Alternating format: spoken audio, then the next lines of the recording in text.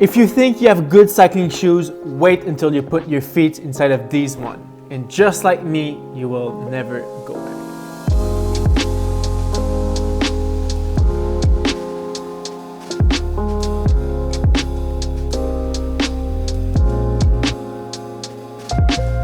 What's up guys, my name is Charles and welcome back to my cycling YouTube channel. If you're new here, don't forget to hit the subscribe button for more cycling content. So let's talk about cycling shoes. Probably the most important point of contact between you and your bike. It's more important than the saddle and the handlebars combined. Your shoes are where 100% of your power output goes to the drivetrain. Your shoes are your direct connection with your bike, so this equipment should definitely not be neglected.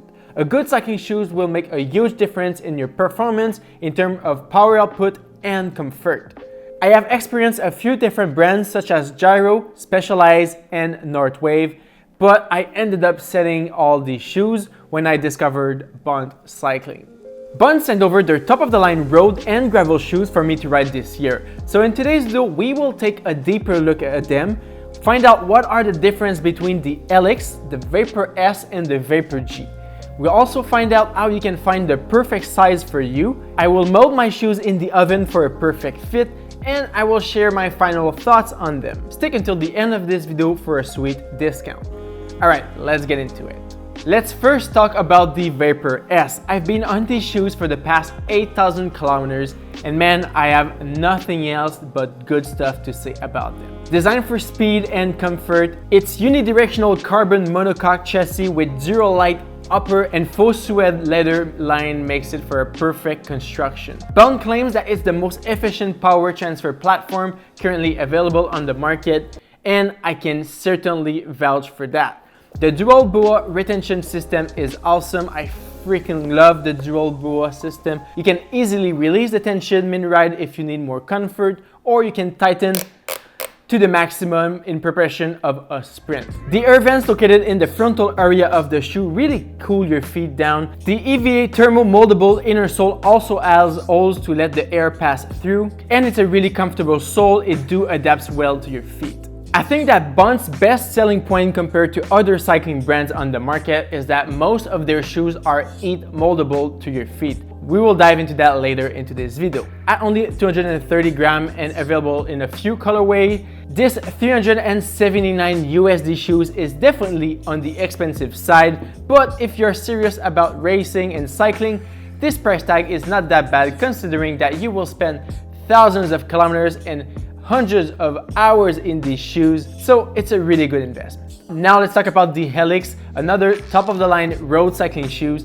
It has a lot of similar features to the Vaypor S with its material, the air vents, the inner sole, but the shoes has a different retention system and cable routing. The Vaypor S tension goes from the inside of the foot to the outside, but here with the Helix, it's kind of on the reverse. It goes from the outside all the way around to the inside and to the rest of the shoe. So you do see here that into the carbon monocoque there's the two cables that goes straight through it here from the bottom, giving a different tension. So this is why you only need one BOA with these shoes, because it tightens those cables from under.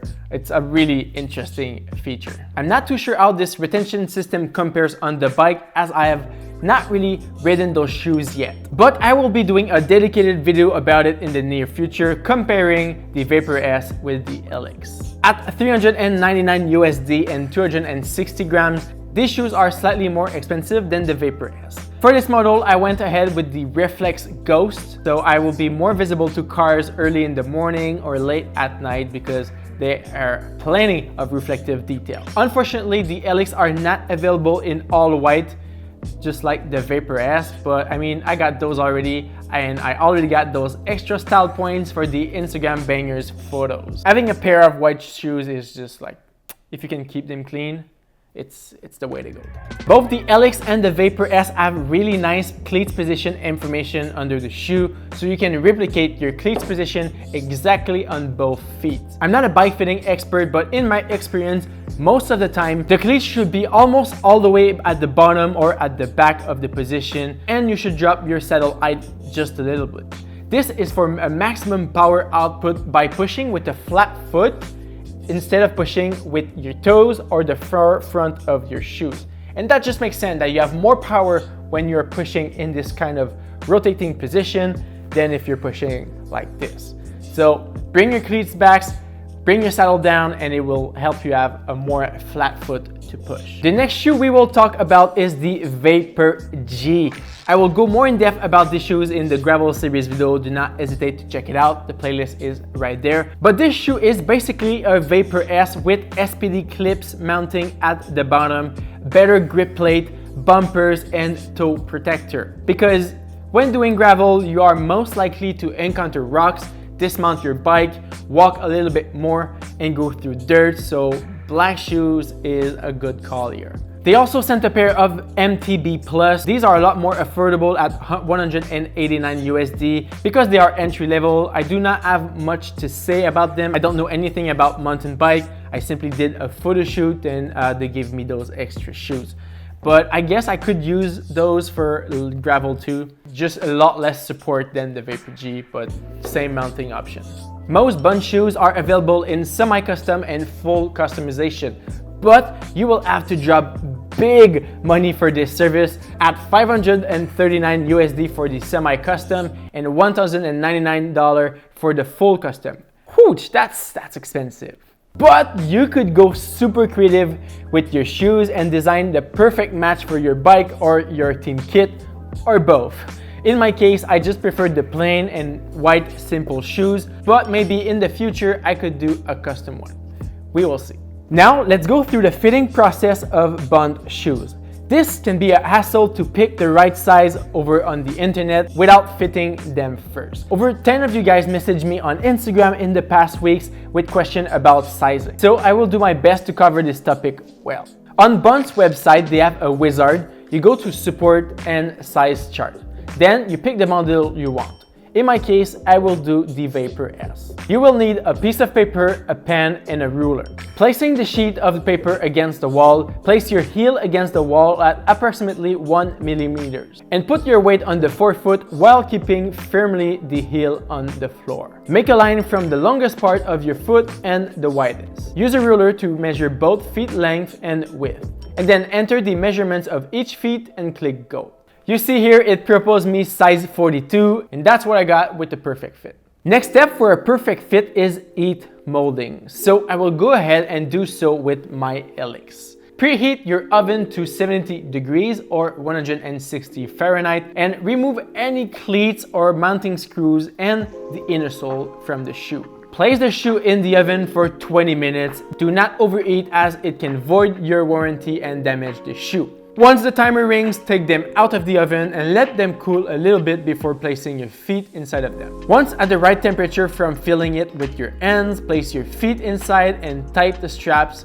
Not too much, not too little, just a firm retention. If there are any pressure point or discomfort, you can use the end of a screwdriver to press out any part of the shoe. If the fit is still not right, you can reheat mold the shoes as many times as you'd like.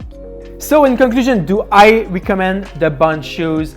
And my answer is a solid yes. These shoes meet my expectation as an elite cyclist. I feel that they help me in my progression with better power transfer from my legs to the bike, with unrivaled comfort for all those super long rides that I take part all summer. Stay tuned for my in-depth battle between the Vaypor S and the Helix. So far, I'm really happy with the Vaypor S. I don't really want to change it, but for the sake of testing products for you guys, I'm gonna have to do it. If you want to put your hands on a fresh pair of shoes for the 2021 season, I hooked you guys up with a 15% discount on those shoes. Simply use my promo code CharlesWilmette10 at checkout on any of the Bont website.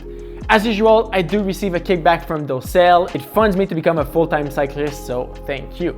Alright, this is it for today's video. If you enjoyed, please don't forget to leave a thumbs up. Subscribe if you aren't already. I have a lot more cycling content that you don't want to miss out. My name is Charles, and I'll see you guys on the road or into the next video. Peace.